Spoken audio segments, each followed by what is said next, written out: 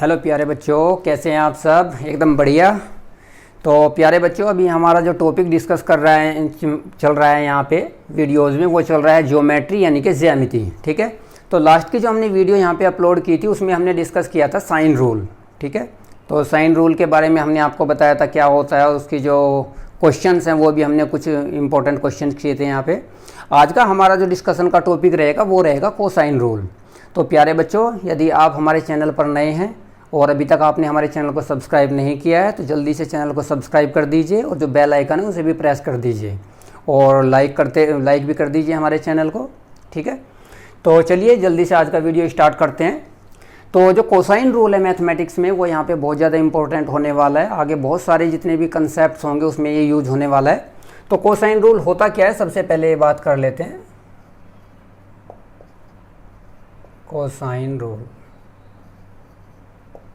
तो cosine rule को drive करने के लिए हम क्या करते हैं, सबसे पहले ट्रायंगल ले लेते हैं। यहाँ पे ये आता कहाँ से है, मतलब कोसाइन रूल होता क्या है, ये अभी हम पहले डिस्कस कर लेते हैं, फिर इससे रिलेटेड क्वेश्चन हम यहाँ पे डिस्कस करेंगे।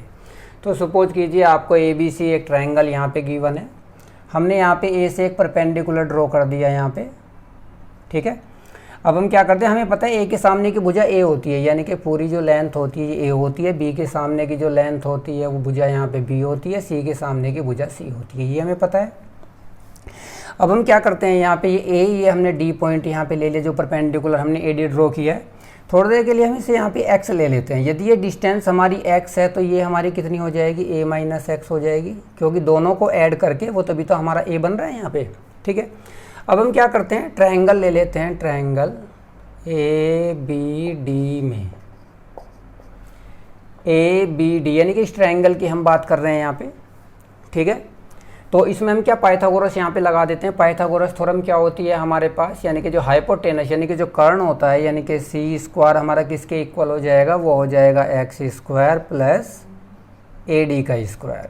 ठीक है, तो यदि हम यहाँ से AD का स्क्वायर निकालने लगें तो हमारे पास वैल्यू हो जाएगी सी स्क्वायर माइनस एक्स स्क्वायर। ये इक्वेशन नंबर 1। ठीक है, इसी तरीके से इस ट्रायंगल की हम यहाँ पे बात कर लेते हैं ACD। ट्रायंगल ACD में इसमें पाइथागोरस लगा देते हैं यहाँ पे। तो इसमें पाइथागोरस लगाने के बाद हमारे पास जो AD आएगा, इसी तरीके से हम निकाल सकते हैं AD स्क्वायर बराबर ये आ जाएगा B स्क्वायर और माइनस A माइनस एक्स का whole square. This is equation number 2। अब देखो, इक्वेशन 1 भी AD स्क्वायर के इक्वल है, इक्वेशन 2 भी AD स्क्वायर के इक्वल है। इसका मतलब जो राइट हैंड साइड है वो भी इक्वल होने वाली है। तो this implies C square minus के x square is equal to B square minus A minus x का होल स्क्वायर। ठीक है, इसे हम क्या करते हैं, ओपन कर लेते हैं यहाँ पे। B square minus A square minus x square plus के 2AX। आई थिंक यहाँ तक बात समझ में आ रही होगी। तो इसमें देखो एक्स स्क्वायर तो कैंसिल आउट होने वाला है हमारा। ठीक है, तो यहाँ से हमें क्या मिलने वाला है, C square plus A square minus B square. हम A स्क्वायर B स्क्वायर को उठा के लेफ्ट में लिया है C स्क्वायर के साथ। ठीक है, तो राइट में बचा हमारा यहाँ पे 2AX। अब हम क्या करते हैं, यहाँ पे देखो ये एंगल हमें पता है B के साथ जो एंगल है वो B है, इसमें कोस लगा देते हैं यहाँ पे, यानी कि cos of B is equal to cos B कितना हो जाएगा, x upon C। This implies x is equal to C cos of B। x is equal to C cos B है, वो वैल्यू हम यहाँ पे रख देते हैं 2AC cos of B। I think यहाँ तक बात समझ में आ रही होगी। तो यदि हम यहाँ से कोस B की वैल्यू निकालने लगे तो हमारे पास क्या, जो 2AC है वो इसके नीचे आ जाएगा यहाँ पे डिनोमिनेटर में। ठीक है, तो हमारे पास कोस B की वैल्यू आ जाएगी cos B is equal to C square plus के A स्क्वायर माइनस के B स्क्वायर अपॉन 2AC। यही हमारा जो कोसाइन रूल है यही होता है, यानी कि ये हमारा कोसाइन रूल का फॉर्मूला होता है। तो अभी तक हमने क्या किया है, यहाँ पे कोस B निकाला है केवल। ठीक है, जैसे हमने कोस B निकाला है तो कोस B का वैल्यू आई है C square plus A square, यानी कि जब B निकाल रहे हैं तो माइनस B स्क्वायर हो रहा है यहाँ पे, और ये जो C और A है वो हमारे डिनोमिनेटर में आ रहे हैं। ठीक है, इसी तरीके से बाकी वैल्यूज हम यहाँ पे लिख सकते हैं कोसाइन रूल में। कैसे लिखेंगे देखिए, अभी तो हमने कोस B लिखा है, इसी तरीके से हम कोस A लिख सकते हैं यहाँ पे। कोस ए, जब ए लिखेंगे तो यहाँ पे बी स्क्वायर आएगा, सी स्क्वायर आएगा और माइनस के ए स्क्वायर, यानी कि वही वैल्यू माइनस होती है जो हमारे एंगल में होती है, उसी कहते हैं कि ए है तो ए स्क्वायर माइनस के होगा 2bc। इसी तरीके से हम यहाँ पे कोस सी भी लिख सकते हैं। कोस सी हो जाएगा हमारा ए स्क्वायर प्लस के बी स्क्वायर माइनस के सी स्क्वायर। ठीक है, देखो कोस सी है तो सी स्क्वायर माइनस हो रहा है 2ab। ठीक है, तो इसी तरीके से हम सारी वैल्यूज यहाँ पे कोस में लिख सकते हैं, कोस ए भी लिख सकते हैं, कोस बी भी लिख सकते हैं, कोस सी भी लिख सकते हैं। तो ये होता है हमारा कोसाइन रूल। तो आई थिंक बच्चों आपको यहाँ पे समझ में आ रही होंगी चीज़ें। अब हम बात करते हैं इसमें जो क्वेश्चंस हैं वो कैसे एग्जाम में आते हैं, किस टाइप के क्वेश्चंस हमें फेस करने होते हैं। ठीक है, तो अभी पहला क्वेश्चन हम यहाँ पे ले लेते हैं। एक ट्रायंगल ABC हमें दे रखा है यहाँ पे, ये लगता कहाँ पे है कोसाइन रूल। कोसाइन रूल हम वहाँ पे लगाएंगे हमेशा, या तो हमें तीनों साइड दे रखी हो ABC और हमसे वहाँ पे एंगल पूछ लिया हो, एक एंगल पूछा हो तो यहाँ पे लगा सकते हैं। या फिर ऐसा हो सकता है एक एंगल आपको दे रखा है, ठीक है, और दो साइड्स आपको दे रखी हैं, तीसरी साइड आप वहाँ से निकाल सकते हैं। ठीक है, इस तरीके के यानी कि हम वहाँ पे अपना जो कोसाइन रूल है उसे अप्लाई कर सकते हैं। अब बात करते हैं पहले क्वेश्चन की। क्वेश्चन 1, इन ट्रायंगल ABC, एक ट्रायंगल ABC हमें यहाँ पे गिवन है क्वेश्चन में। एंगल A हमें दे रखा है, एंगल A दे रखा है 60, एंगल A इज 60। जो AB है वो हमें 2 दे रखा है, यानी कि जो AB साइड है, देखो एक एंगल हमें दे रखा है, एक साइड भी अभी तक दी है, AB is equal to 2। AC की वैल्यू 4 दे रखी है, AC हमें 4 दे रखा है और फाइंड आउट क्या करना है हमें, फाइंड BC। देखो AB दे रखा है, AC दे रखा है, BC हमें फाइंड आउट करना है। तो जैसे अभी मैं आपको बता रहा था बच्चों यहाँ पे कि आपको एक एंगल दे रखा है, दो साइड दे रखी है आपको, और एक साइड तीसरी साइड वहाँ पे पूछा गया है। ठीक है, तो इसका एक सबसे पहले एक यहाँ पे फिगर बना लेते हैं। ये हमारा A है, ये हमारा B है, ये हमारा C है। एंगल A हमें 60 दे रखा है यहाँ पे। ठीक है, इसी के साथ AB 2 दे रखा है और AC हमें 4 दे रखा है यहाँ पे, और जो BC है ये हमें फाइंड आउट करना है यहाँ पे। ठीक है, तो लगा देते हैं कोसाइन रूल। ठीक है, तो कोसाइन रूल कैसे लगेगा, कोस 60 यानी कि कौन से वाला लगेगा, पहले हम फॉर्मूला लिख देते हैं। Cos A is equal to B square plus के C square minus A square upon 2bc, ये तो लगेगा। ठीक है, अब कोस यानी कि कोस 60, कोस 60 का मान कितना होता है यहाँ पे 1/2 होता है, हमें पता है। ठीक है, बी स्क्वायर, बी यानी कि बी के सामने की बी तो हमारा ये है, यानी कि 4 का वर्ग यानी कि 16। ठीक है, सी के सामने सी यानी कि 2 का वर्ग 4, और माइनस ए के सामने ए, ये तो हमें निकालना ही है यहाँ पे। ठीक है, अब आता है 2 इंटू बी हमारा कितना है, बी है हमारा 4 और सी है हमारा 2। आई थिंक यहाँ तक बात समझ में आ रही होगी। अब देखो ये 2 से तो 2 कैंसिल आउट हो गया हमारा यहाँ पे, तो क्या बचा हमारे पास 4 2 जा 8 इधर आ गया, इज इक्वल टू 16 और 4 हो गया 20 और माइनस के ए स्क्वायर। तो ए स्क्वायर की वैल्यू कितनी आ गई यहाँ से 12। ठीक है, तो ए की वैल्यू आ गई √12। ठीक है, तो इस तरीके से यदि हमें कोई एक एंगल दे रखा है और दो साइड दे रखी है ट्रायंगल में, तो तीसरी साइड को हम निकाल सकते हैं। तो प्यारे बच्चों, आई थिंक आपको ये बात समझ में आ रही होगी यहाँ पे। ठीक है, चलिए एक और क्वेश्चन इसका करते हैं, उससे और क्लियर हो जाएगा कैसे किस टाइप मतलब किस टाइप के क्वेश्चंस कोसाइन रूल में हमारे एराइज होते हैं कंपटीशन में। नेक्स्ट क्वेश्चन हमें गिवन है, in triangle ABC, in next question,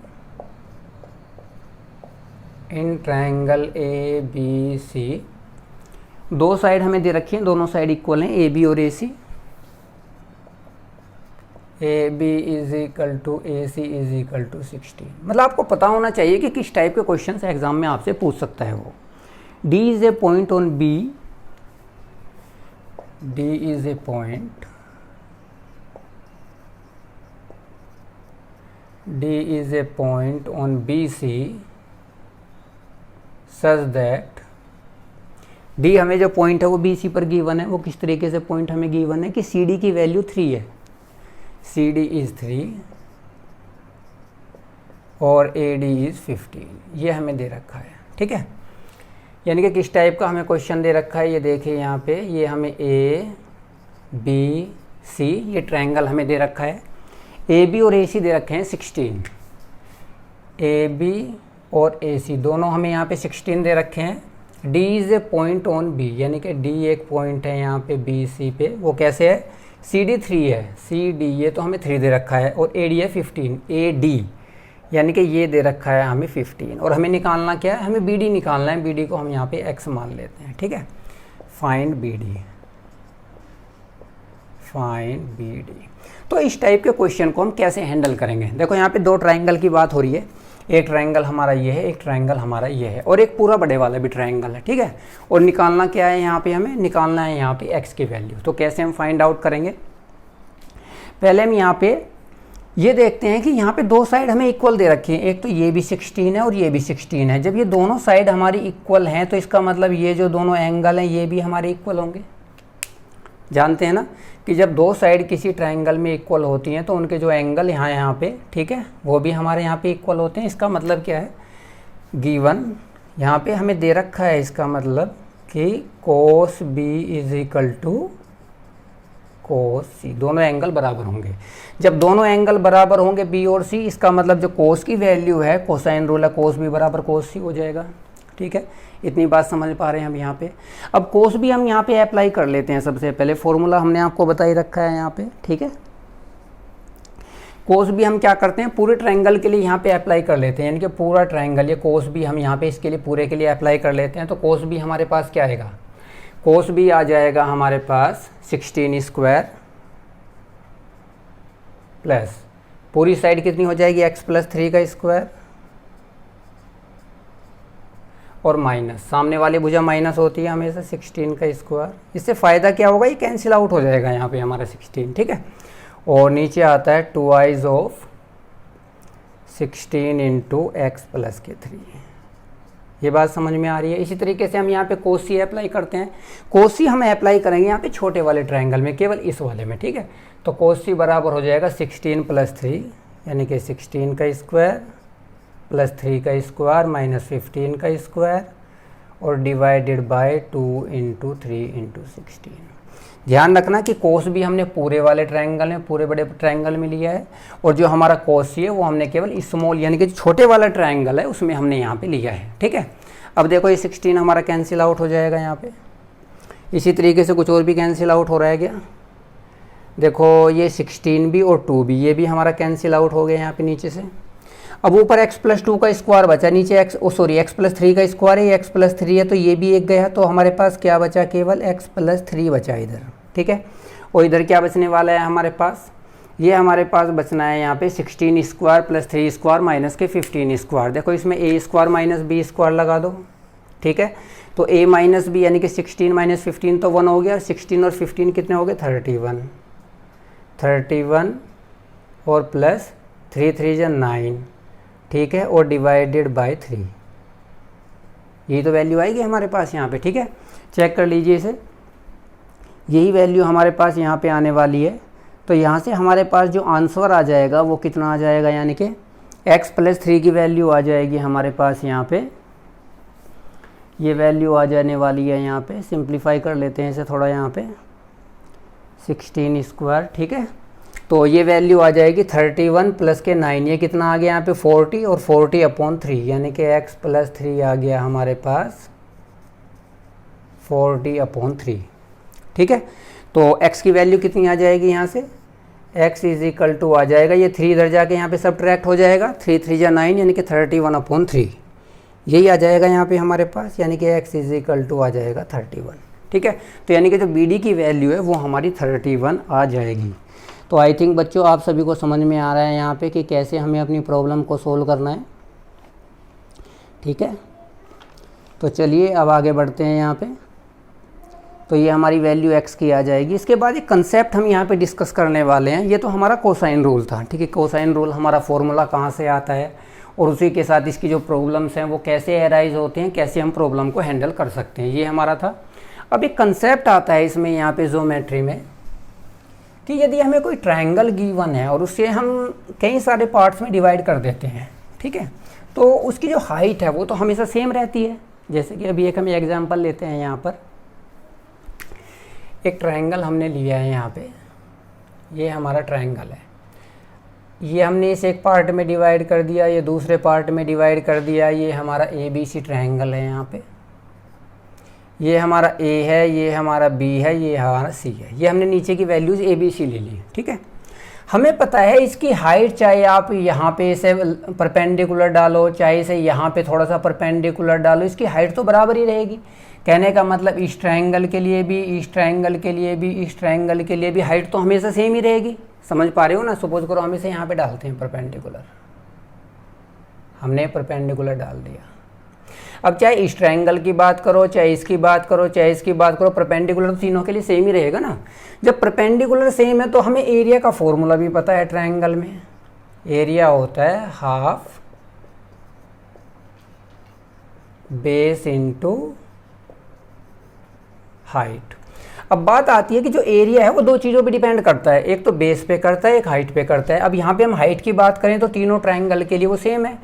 ये हम ले लेते हैं बी सी डी ई, यानी कि तीनों ट्रायंगल कौन कौन से, एक तो ये वाला ट्रायंगल, एक ये वाला ट्रायंगल, एक ये वाला ट्रायंगल। हाइट तो तीनों के लिए सेम है, यानी कि इस हाइट की बात तो खत्म हो गई। इसका मतलब एरिया किसके ऊपर डिपेंड कर रहा है, बेस के ऊपर डिपेंड कर रहा है, ठीक है। 1/2 तो यहाँ पे कॉन्स्टेंट है। जब एरिया हमारा बेस के ऊपर डिपेंड कर रहा है और बेस हमें क्या दे रखे हैं, ए बी सी, ठीक है, यानी कि ए बी सी रेशो में दे रखा है, ए बी सी। तो जो इनका बेस का रेशो होगा वही हमारा एरिया का रेशो होगा या नहीं होगा। इसका मतलब area of triangle A B D ratio area of triangle A D E, area of triangle A E C. समझ पा रहे हो या नहीं। कहने का मतलब ये है कि जब हमारी हाइट सेम है तीनों ट्रायंगल के लिए, तीनों त्रिभुजों के लिए, इसका मतलब एरिया बेस के ऊपर डिपेंड करेगा। और बेस किस रेशो में है, ए बी सी के रेशो में है बेस। तो जब बेस हमारा ए बी सी के रेशो में है तो उसी रेशो में इनके एरिया भी होंगे। ये बहुत इंपॉर्टेंट बात है जो आपको आगे काम आने वाली है, ये आपको ध्यान रखना है, ठीक है। कहने का मतलब ए हमारा ए ट्रायंगल है तो इसका जो एरिया है, फिर बी ये इसका बेस है इस ट्रायंगल का, इसका एरिया, सी हमारा ये है इसका एरिया।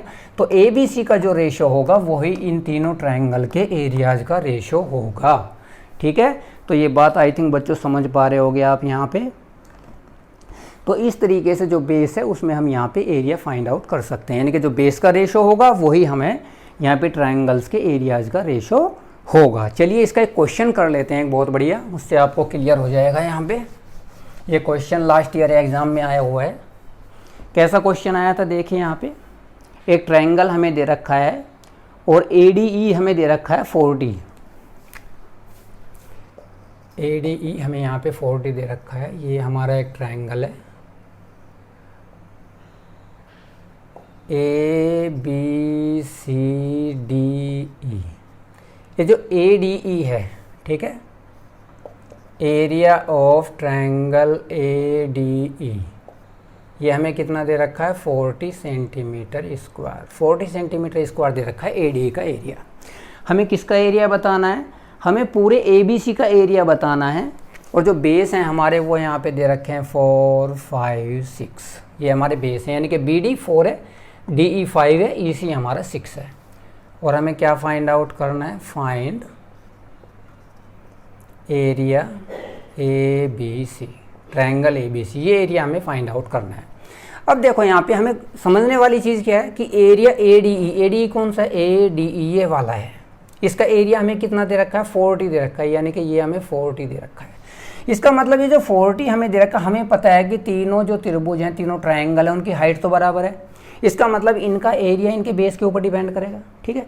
अब बेस हमें कितना दे रखा है, 5, यानी कि 5 यूनिट की जो वैल्यू है, 5 यूनिट की वैल्यू दे रखी है हमें 40।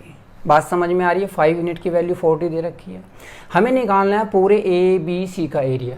पूरे ABC में कितने यूनिट हैं हमारे पास, यहाँ पे 4 और 5, 9, 9, 6, 15, टोटल 15 यूनिट से मिलके बन रहा है, ठीक है। तो 1 यूनिट की वैल्यू कितनी हो जाएगी, 1 यूनिट की वैल्यू हो जाएगी 8। बात समझ में आ रही है।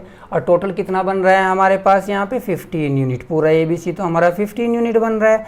जब 1 यूनिट की वैल्यू 8 है तो 15 यूनिट की वैल्यू कितनी होगी, 120 सेंटीमीटर स्क्वायर। तो यही आपका एरिया आ जाएगा पूरे ट्रायंगल ABC के लिए।